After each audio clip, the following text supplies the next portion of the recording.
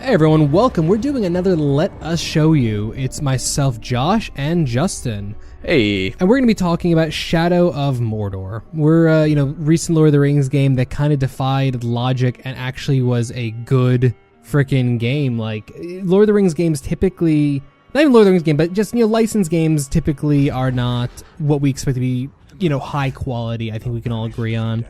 And Middle-earth Shadow of Mordor had no real press to it. It kind of just snuck, we all knew it was coming out at the end of September, but would you kind of agree, Justin, that it just sort of just popped up? It kind of did, because, when I was looking at it, it's like, let's see, the Game Informer popped up first. I was like, that looks cool. And then it started to come out. It's like, it's going to be another, big Lord of the Rings tie-in. It might be okay, but it's not going to be anything to go, rave on about.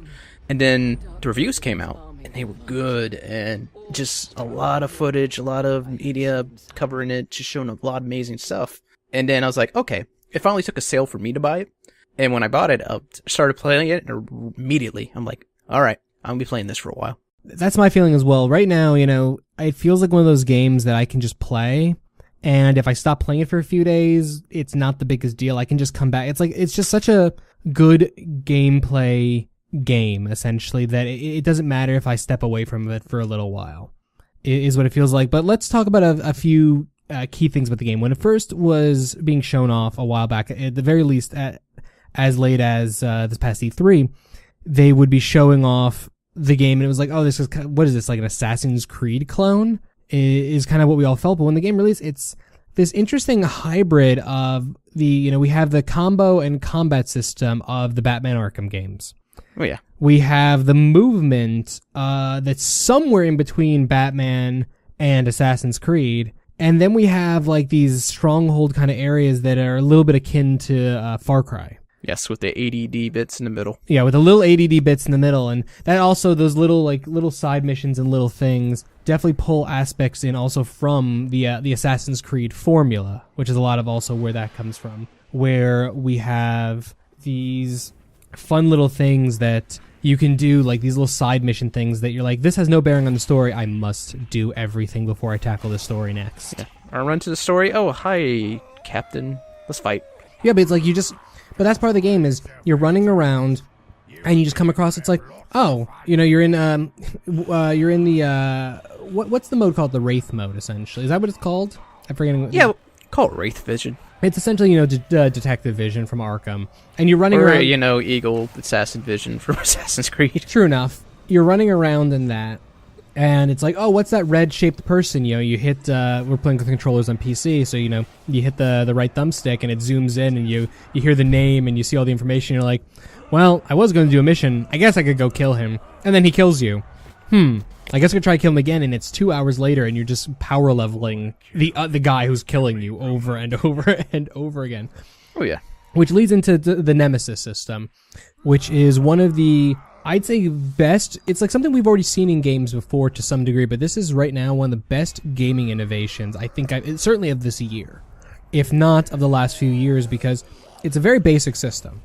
There is not, honestly, a whole lot really to it, but you have this system where, for people who are not entirely familiar, you have these captains, which are just, different Uruk-hai, different Uruks that have these different personalities or things about them, and they're just randomized. And your goal is to take them down. It might be they're wandering the world, or they're part of some kind of event thing that if you let proceed, they'll get more powerful. When you go after them, if you take them down, someone else will move into their position. However, if they take you down, or even the more likely thing that a random red shirt NPC orc will do, that they get promoted. In the case of the unnamed ones, they suddenly get named and they remember you. And if you kill an orc of any kind, of any of the captain levels, they'll a lot of time come back and find you and become your nemesis. And have better gear and better promotions. And it's one of the most interesting systems. How do you feel? Do you feel that was implemented well? I feel like the initial idea was implemented well, and also the presentation on surrounding this feature is amazing. Because you get general-looking orcs. Once you get them in the fold, or they kill you and become a captain, or just however they do it, they start to change and look different based on their stats. And whatever their stats, their strength and abilities, it reflects on their look. Also, whatever battle you have will also reflect on their looks. If you did a lot of sword play, you'll see a ton of cuts on them, or they might be missing an eye. You throw them in fire, they'll look a little bit burnt. Mm-hmm. And on top of this, if they reach that war chief level, I'm really curious how many names they have down, because every time a war chief comes out, there is a chant, like a war chant with his name coming out through the whole fight.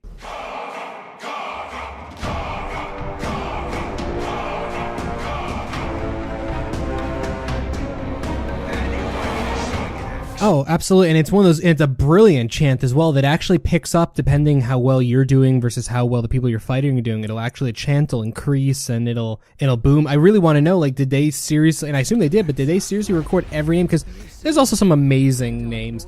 Like, what would you say is one of the, either the better names or the better titles you've come across in the game?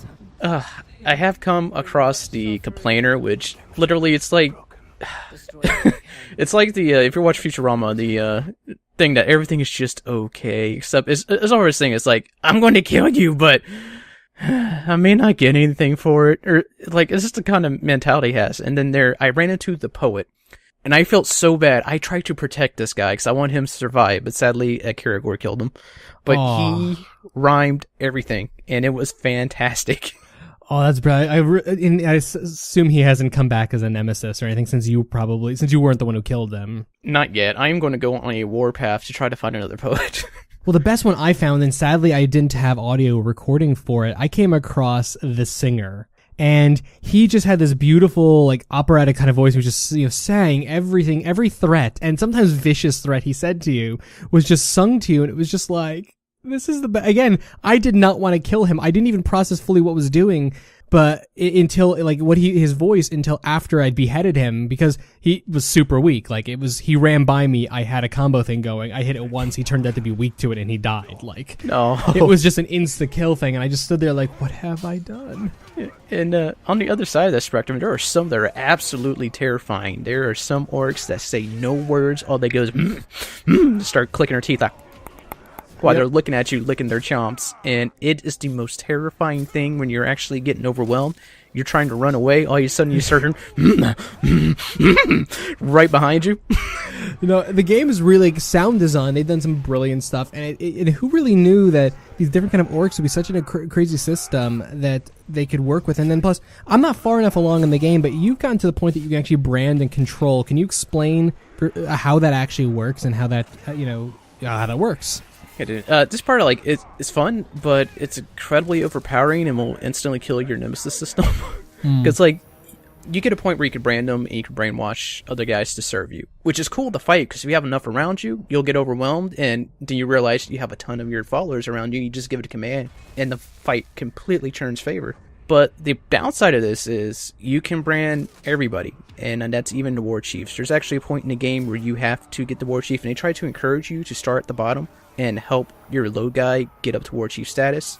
And this part where it kind of breaks the game, and it kind of can ruin you if you dive into it this way, is you can go directly after war chief and straight brand him after you finish him in the fight. So it's cool. The cool parts is where you brand all the war chief's captains. You get into a fight with the war chief, and when he's starting to fight you, you just call him on him, and the fight's almost instantly done. So really cool points there, but again, it can be broken and ruin your game experience if that's how you go about it. Well, it's essentially like they give you the keys to the kingdom, and they're like, look, if you want to be a complete dick and break this game and just become all powerful, then do it. If you want to still have some challenge, that's up to you. It's essentially it's almost like a weird social experiment in a quasi sort of way. It really is, and this is where the nemesis system breaks, because it works well when you start off because you actually build a nemesis. You run into the same guy time and time again, and you build a story out of it. Mm-hmm. But later on, you get so overpowered, which is a cool feeling. But I haven't had a solid nemesis in a while, because I'll have a thing that just straight kills them, or I finished a fight and didn't want to. It kind of ruins that whole I got this guy I completely keep going against feeling. Yeah, I feel that. The last nemesis I had was a guy who, he appeared once, he appeared his original time, he appeared a second time, and then when he appeared his third time, I didn't even realize it. I just got finished fighting a really hard fight of 3 nemeses, and I was on one of those short cliffs that are 2 feet off the ground, little cliffside things, and I saw this guy running towards me, and I ducked down, and I leapt on him and killed him, and it turned out, before he'd even said anything to me, and it turned out that was that nemesis. like who had kept coming back, I had actually just killed him without even realizing it. And I was just like, really? And that was the last one I've had, and it was kind of really depressing, honestly, because it's just like, so I get how it's system breaking. It'd be really cool to see, because there's got to be a Shadow of Mordor 2 or something to that effect. Especially, well, the Middle Earth moniker at the beginning makes it seem like they're going to do more in this kind of series.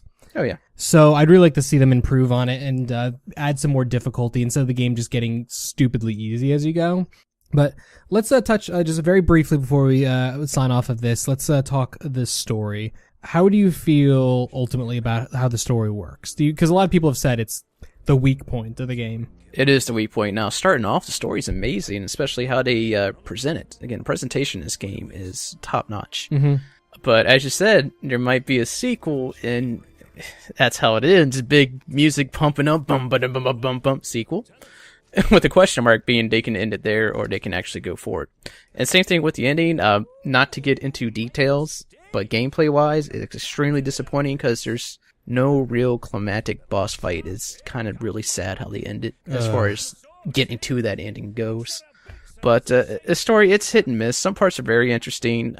Some parts are not. I guess it really depends how much of the lore you're into and how much you dive into with all the stuff you find around the map. I think it's definitely a story created by yourself. I mean, Ratbag, voiced by Phil Lamar, is one of the damn highlights of the game, and Gollum, for his little Gollum song that he does early on in the game, are also two huge highlights. But so far, nothing else has really caught me. But it's something that Brad had actually stated at one point that I thought was really interesting. It's one of the first games I've seen in a very long time where gameplay truly trumps lore. Where the story's not great. Doesn't really pull me in. It's not doing anything really special for me, and I just don't care. The game itself is just too fun, which is why I've done almost nothing with the story, and I have almost 20 hours played. So, ultimately, what would you say? Is this a buy on sale, or avoid? For me, it's still buy on sale. Gameplay is fantastic, but I mean, just like any other gameplay, it's going to get stale. When you get done with the game, it gets stale rather quickly. I mean, there's still stuff to do. You can still mess with the war chiefs, and there are some time trials you can tackle. And of course, there will be DLC. But right now, fantastic game, definitely worth owning. Buy it on sale, though. I would have to agree with that. I'm glad about it on sale. I wouldn't have regretted buying it for full price had I chosen that. But I think it's definitely something that if you can get, at least 20% off, it's something you should strive for. And it's a great game, and it may in fact be game of the year. We'll see closer to the end of the year how we feel on that. But right now, I'm very positive about the whole experience. Well, with that, let us know your own thoughts on Shadow of Mordor in the comments, and we'll bid you good sign off. Bye. Bye.